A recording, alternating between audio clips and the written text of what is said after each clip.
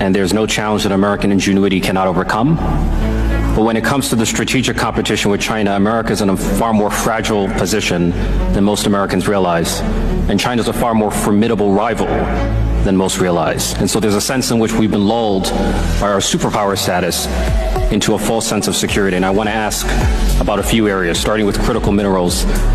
Dr. Campbell, do you agree that critical minerals and rare earths are central to the defense and decarbonization of the United States? Yes. Which country controls almost all of the world's rare earth mining? China, and as you understand, I know it's not just the... Well, you're anticipating my next question. Which country controls almost all of the critical mineral processing and refining? China. Yes. Do you think the United States is in a position to deter a foreign adversary who has a chokehold on the core components of our military defense? Makes it that much more challenging at this moment.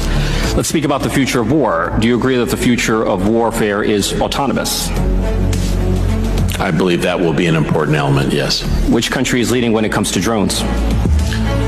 China is formidable. The United States also has capabilities as well. But who can manufacture at scale? China.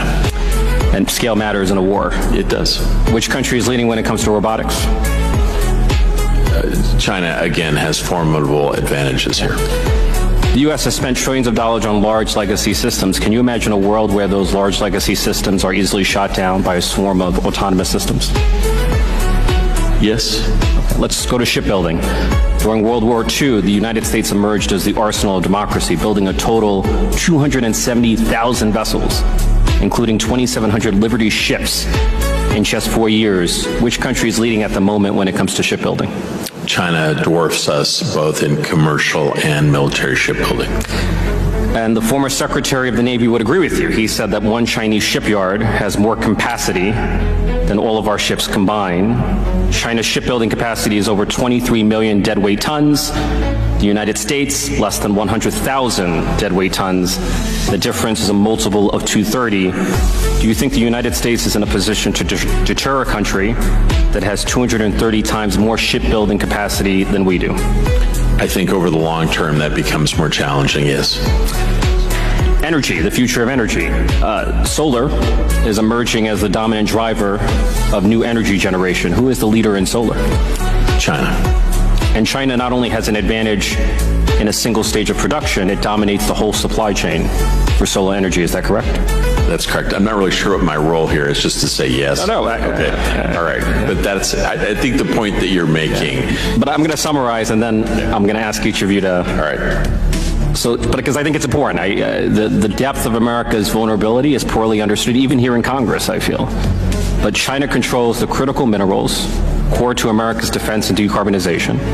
It has 230 times more shipbuilding capacity than we do. It is so far dominating the autonomous future of warfare, and it is so far dominating the future of energy. You can give a much longer answer now. Is it fair to say, and I will ask this question of each of you, is it fair to say that we are catastrophically unprepared for a strategic competition with China?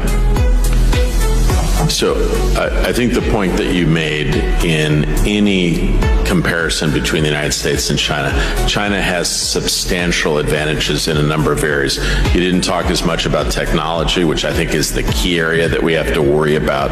You also touched a little bit on manufacturing. We're slightly ahead in AI. Well, I would just simply say if you look at the critical technologies, AI, 5G, synthetic biology, and robotics, and look at where they came from 10 or 15 years ago and where we are today, I think even if we have a couple of months lead in a few areas, you got to be concerned. And so I think the general picture that you're painting is accurate. What we often hear right now are folks that point to a couple of weaknesses in China's overall approach: aging economy, indebtedness.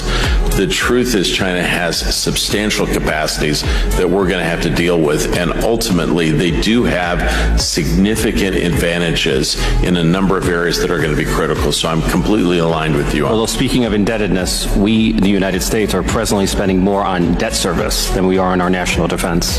Yeah.